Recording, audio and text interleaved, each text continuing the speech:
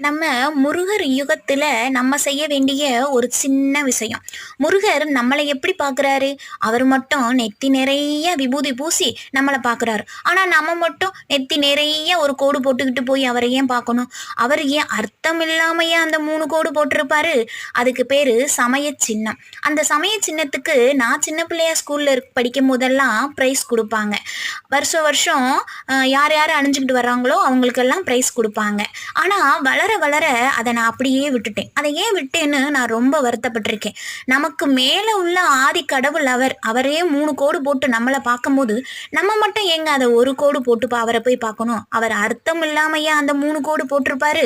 நம்மளுக்கு வெளியில போகும்போது அந்த மாரி அணிஞ்சு போக நம்மளுக்கு இஷ்டம் இல்லைன்னா கூட, நம்ம கோயிலுக்குள்ள போம்போது முருகா அப்படின்னு சொல்லி நெத்தி நிறைய அத பூசி பாருங்களே, நம்ம மனசெல்லாம் ஃபுல்லா அவர்கிட்டயே இருக்கும்.